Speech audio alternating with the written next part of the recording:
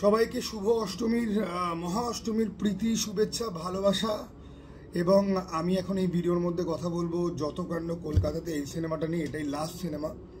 এবার এটা last cinema হওয়ার কারণ আমার মন বলছিল ট্রেলার রিভিউ করার সময় যে এটা হয়তো সব থেকে ভালো হবে, তাই আমি এটা দেখলাম সবার লাস্টে। এটার শো টাইমিংয়েও একটুখানি প্রবলেম আছে।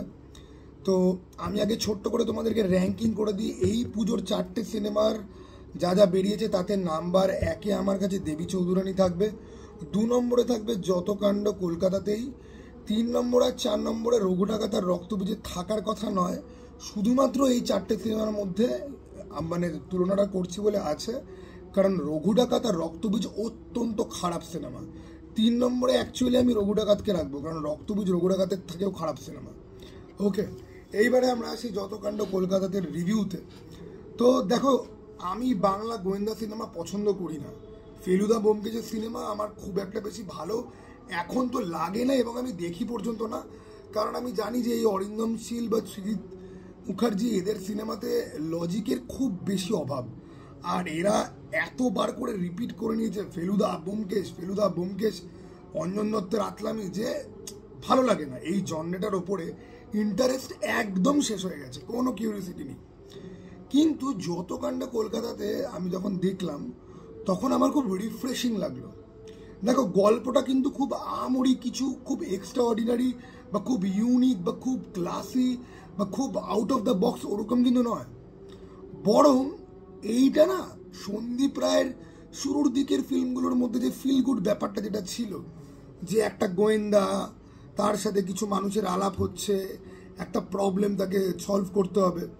তো গুড ওল্ড ডেজ, যখন ডিটেকটিভ জনের প্রতি আমরা বিরক্ত হইনি, ভালো লাগতো, সেই মেমোরিগুলো কোথাও না কোথাও গিয়ে এই সিনেমাটা ফিরিয়ে আনতে কিন্তু সক্ষম কিন্তু হয়। এবং এই সিনেমাটার পেসিংটা না খুব সুন্দর, তবে একটা খুব বিরক্তিকর ব্যাপার আছে। এই সিনেমাতে প্রচুর খাবারের না স্পন্সর, এবং একটা সময়ের পরে কি তুমি বুঝতে পারবে যে এরা স্পন্সর করেছে বলে বারবার এদেরকে মেনশন করা হচ্ছে। বিভিন্ন রকম রেস্টুরেন্টের নাম বারবার ড্রপ হচ্ছে, তাদের আইকনিক ডিশ, ঠিক আছে, ট্রিঙ্কাস থেকে শুরু করে ও ক্যালকাটা থেকে শুরু করে হ্যান ত্যান। এবং এইরকম ধরনের প্রোডাক্ট প্লেসমেন্ট আমরা একেন বাবু সিনেমাতে দেখতে পাই। কিন্তু ব্যাপারটা হচ্ছে কি, দেখো, আজকের দিনে এদেরকে টাকা ফাঁকা তোলার জন্য স্পন্সরশিপের দরকার তো আছে। অনিক দত্ত এমনিতেই অনেক চ্যালেঞ্জের মধ্যে থেকে ফিল্ম বানান। এবার এই ফিল্মটা অ্যাজ এ ফিল্ম যথেষ্ট ভালো হয়েছে, ওয়ান টাইম ডিসেন্ট ওয়াচ, খুব এক্সট্রাঅর্ডিনারি না হলে পরেও তোমাকে একটা ফিল গুড, এবং তোমাকে একটুখানি মনে পড়তে সাহায্য করে যে আগে গোয়েন্দা সিনেমাগুলো যখন আমরা ভালোবাসতাম, যখন যেগুলো ভালো হতো। তারপরে তো এই সুজিত মুখার্জির মতো লোকজন বা অরিন্দম শীলের মতো লোকজন বা অঞ্জন দত্ত জিনিসটাকে একদম নষ্ট করে ফেলেছে, ঠিক আছে, তারা তাদের ইমেজে তৈরি করতে গিয়ে। তো বহুদিন বাদে আমি এমন একটা ফিল্ম দেখলাম যেই জনরেটা হয়তো আমার আর ভাল লাগে না এখন, কিন্তু সিনেমাটা কিন্তু আমি এনজয় করতে পেরেছি। এবারে আমি বলি যে গল্পটা কীরকম। গল্পটা মধ্যে খুব একটা আনএক্সপেক্টেড বা টুইস্ট বা সারপ্রাইজিং এলিমেন্ট ওরকম কিচ্ছু নেই। বাংলাতে একজন অ্যাক্টর রয়েছেন, এই অ্যাক্টরকে আমি লাস্ট এর খুব মেমোরেবল পারফরমেন্স দেখেছিলাম ওই অনন্ত দ্য ইটার্নালে, সেখানেও তিনি একটা খলনায়কের চরিত্রে ছিলেন। এবার ইনি না অত্যন্ত ট্যালেন্টেড একজন মানুষ, ঠিক আছে, কিন্তু কোনো জায়গাতে এনাকে নেওয়া মানেই আমি জানি যে ভাই একে তো পরে খলনায়ক হিসেবে রিভিল করা হবে, ফলে সেই সারপ্রাইজ এলিমেন্টটা কিন্তু থাকে না। তবে এখানে আমরা যেটা দেখতে পাই যে বাংলাদেশ থেকে একজন মানুষ আসছে কলকাতায়, তার বংশের ব্যাপারে, তার বাবা মার ব্যাপারে কিছু জিনিসপত্র জানার ব্যাপারে, তার বাবা মার যে বাবা মা দাদু দিদার ব্যাপারে কিছু করার জন্য। তো এইখানে একটা ফ্ল্যাশব্যাকের একটা পোর্শন আছে, এবং তাতে অলোক রায়চৌধুরী বলে একটা ক্যারেক্টার আছে। ওইটা যেই লোকটা প্লে করেছেন বা যেই ছেলেটি প্লে করেছে, অসম্ভব ভালো। আমি অভিনেতার নাম জানি না, অসম্ভব ভালো একটা কাস্টিং হয়েছে, এবং অত্যন্ত দাপুটে একজন অভিনেতা, ঠিক আছে, ওই ব্যাক স্টোরিটাতে অত্যন্ত দাপুটে, এবং কি প্রেজেন্স তার, কি ব্যক্তিত্ব, ঠিক আছে, মনে হয় যে সত্যজিৎ রায়ের উপন্যাসের কোনো ক্যারেক্টার উঠে এসছে, ঠিক আছে, এতটা ব্যক্তিত্বপূর্ণ একটা ক্যারেক্টার। আবির এখানে আবিরের নিজের চরিত্রে প্লে করেছে, ঠিক আছে, না ফেলুদা না ব্যোমকেশ, আবির ইজ আবির, ঠিক আছে, যার মাথায় ফেলুদার মতো বুদ্ধি রয়েছে, ব্যোমকেশের মতো বুদ্ধি রয়েছে, বাট আবির ইজ আবির। আবিরের অভিনয়ের মধ্যে কোনো রকম অন্যরকম কোনো কিছু নেই। অপরাজিতা হিয়া দাস, ইনি ছোট্ট চরিত্রে আছে, ইনি দুঃখী চরিত্রে এমনিতেও ভালো প্লে করতে পারে, এখানে উনি ভালো প্লে করেছেন। একটা ফ্যামিলি দেখানো হয়েছে যেইখানে এই বাংলাদেশি যে মহিলা উনি আসবেন ওনার দাদু দিদার ব্যাপারে খোঁজ নেওয়ার জন্য, সেই ফ্যামিলি মেম্বারদের প্রত্যেকের অভিনয়ই মোটামুটি ঠিকঠাক রয়েছে।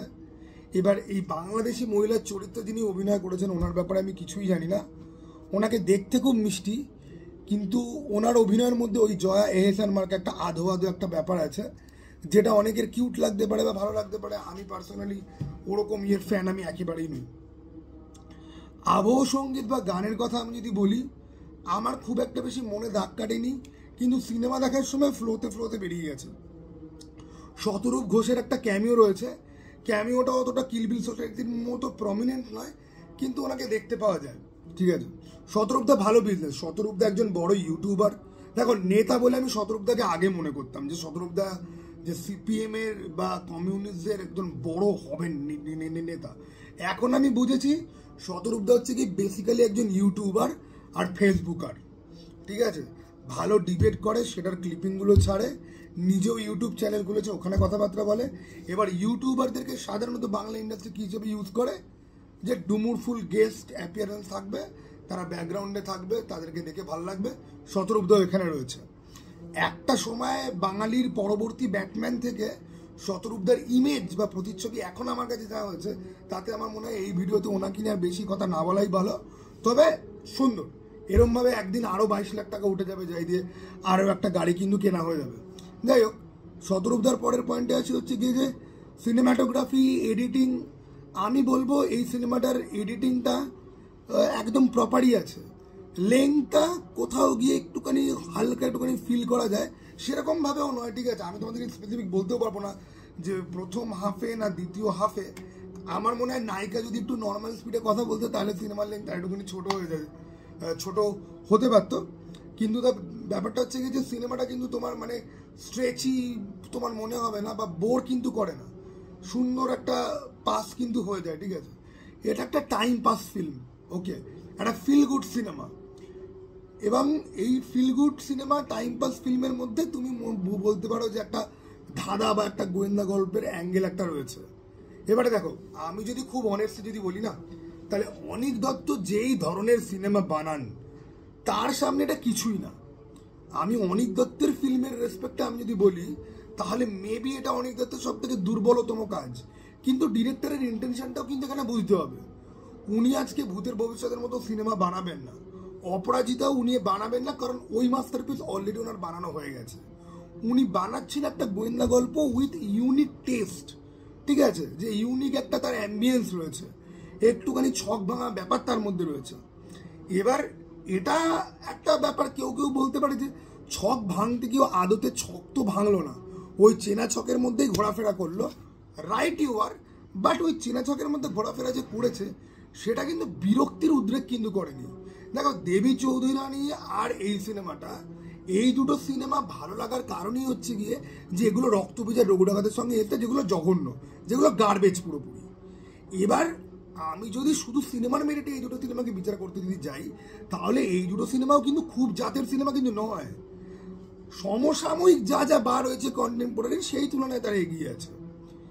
রঘু ডাকাত আর রক্তবীজ দেখে যতটা বিরক্ত বা ক্রোধিত আমি হয়েছি, যতটা গালাগাল আমি মেরেছি, মানে চ্যানেলে নয় এমনি আশেপাশে, ঠিক আছে, বা লোকজন যখন জিজ্ঞাসা করছে, ততটা গালাগাল আমি এই সিনেমাগুলোকে দিয়ে কিন্তু মারবো না। কারণ দুর্গাপুজোর আবহে জাস্ট একবার হলে গিয়ে 2 ঘন্টা টাইম পাস করার জন্য it is a good option, it is a good film, যার মধ্যে বাঙালি ফ্লেভারটা রয়েছে, ফ্লেভার একটু বেশি রয়েছে। এত বেশি খাবার আর হোটেলের নাম তুমি দেখতে পাও, একটা সময় পর গিয়ে তোমার বিরক্ত লাগতে আরম্ভ করে। বাট আমি যখন অনিক দত্তের ইন্টারভিউ যখন দেখি, অনিক দত্ত বলছেন যে এটাই প্রবাবলি তার শেষ ফিল্ম, তার ফিল্ম বানানোতে এমনিতেই অনেক বাধা বিপত্তি আছে, তিনি আর করতে চান না, এত স্পন্সর ধরেছে, ঠিক আছে। তো ভাই তাকেও তো ফাইন্যান্সের ব্যাপারটা তাকে দেখতে তো হবে। এটা কিন্তু ওই একেন বাবুর মতো না, এসভিএফ এর হাত ধরে আসে আর নার্সিংহোম থেকে শুরু করে গানটা থেকে শুরু করে খাবার থেকে শুরু করে সব কিছুর অ্যাড মারতে থাকে, ঠিক আছে। তো সেই সমস্ত দিক থেকে, আর দেখো ভাই, অনিক দত্তকে এনি ডে এই ধ্রুব ব্যানার্জি বলো বা এই শিবু নন্দিতা বলো বা এই সৃজিত মুখার্জি বলো বা এই কৌশিক গাঙ্গুলি বলো, অনিক দত্তের দুর্বল সিনেমাকে আমি রোস্ট করব না। আমি অনিক দত্তের দুর্বল সিনেমার মধ্যেও আমি ভালোটা দেখব, কারণ আমি জানি যে এই লোকটা পয়সার পিছাচ না। এই লোকটা ইন্টারভিউতে, এরা হচ্ছে কি ট্রু কমিউনিস্ট। শতরূপদা এনার ছবিতে ক্যামিও আছে, তো শতরূপদার অ্যাকচুয়ালি মানে শতরূপ বা শতরূপের মতো মাইন্ডের লোকেদের অ্যাকচুয়ালি এই ট্রু কমিউনিস্টদের দেখে শেখা উচিত। ঠিক আছে, এই হচ্ছে কি ট্রু কমিউনিস্ট। ইনি ইন্টারভিউতে ওপেনলি বলছেন, আমি কেন দর্শককে পাশে দাঁড়াতে, আমি ভিক্ষা কেন চাইব, ভালো সিনেমা হলে দর্শক পাশে দাঁড়াবে। এই যে ফেয়ার মানসিকতা, যে ভাই আমি ভালো কাজ করলে লোকে আমার পাশে থাকবে, আমার ভিক্ষা চাওয়ার দরকার নেই, এই মানসিকতাটাই অনিক দত্তকে বাকি ডিরেক্টরদের থেকে অনেক বেশি আলাদা করে। তার চারিত্রিক বৈশিষ্ট্য বাকিদের মতো বিরক্তিকর নয়, বাকিদের মতো ধান্দাবাজ, ক্রিমিকিট, প্যারাসাইট, দুমুখো, ফেক পজিটিভ মনেই হয় না। মনে হয় যে ইনি একজন ফিল্ম মেকার, এনার একটা ব্যক্তিত্ব আছে, এনার একটা বোধ বুদ্ধি রয়েছে, এনার একটা মাইন্ড সেট আপ রয়েছে, যেটার রিফ্লেকশন তার আর্টের ফর্মের মধ্যে দিয়ে আমরা দেখতে পাবো। এবং এই ধরনের লোকদেরকে জেনুইনলি আমি এতটাই রেসপেক্ট করি যে তাদের কাজে একটু কমতি যদি থাকেও না, আমি তাতে ফোকাস করবই না, আমি করতেই চাই না। তুমি বলবে বায়াস, হ্যাঁ আমি বায়াস। আর আজকালকার দিনে আমি বলছি, ট্রু কমিউনিস্টদেরকে আমি ভীষণ শ্রদ্ধা করি।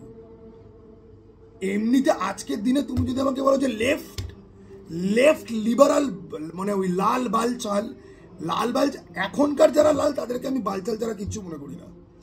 এদের মতো অমানুষ তো জাস্ট হতেই পারে না। এবার কেন এদের প্রতি এত বিরক্ত লাগে, কারণ এই কমিউনিজমের সব থেকে পিওর খাঁটি আইডিয়াগুলো দেখে এসেছি। আজকে যখন কথা ওঠে যে বেঙ্গল ফাইলস কেন বিবেক রঞ্জন অগ্নিতে তৈরি করছে, আমি খুব চাই অনিক দত্ত বা গৌতম ঘোষ এরা তৈরি করুক, বাট এরা করবে না কেন? এরা করতে যদি যায় এরা সাপোর্ট পাবে না, এরা নিজেদের জোনেই এরা সাপোর্ট পাবে না। ঠিক আছে, বাট এরা যদি করতো না, অনেক বেশি নিউট্রাল ভার্সন আমরা হয়তো পেতে পারতাম। এবার এখানে আমি জানি এসে কেউ কমেন্ট করবে যে জ্যোতি বসু ডাইরেক্ট অ্যাকশনের জন্য রেসপন্সিবল ছিল, উনি ছিলেন। জানি ভাই, আমি এই নিয়ে অনেক পড়াশোনা করেছি, এটা পলিটিক্যাল ডিবেট অ্যাকচুয়ালি নয়, অ্যাকচুয়ালি আমারই ভুল হলো এইদিকে চলে যাওয়াটা।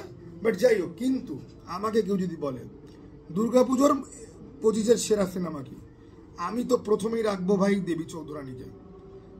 একেবারেই পারফেক্ট ফিল্ম নয়, অনেক বেটারমেন্টের দরকার, বাট স্টিল আমার কাছে সিনেমাটিক ভ্যালু ওটার সব থেকে বেশি।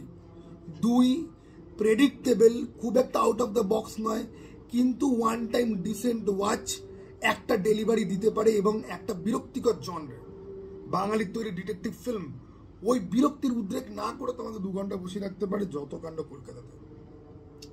দেন শুধুই মাত্র সোয়াগ আর বিজিএম এর জন্য কোনো মতে উতরে যাওয়া রঘু ডাকাত।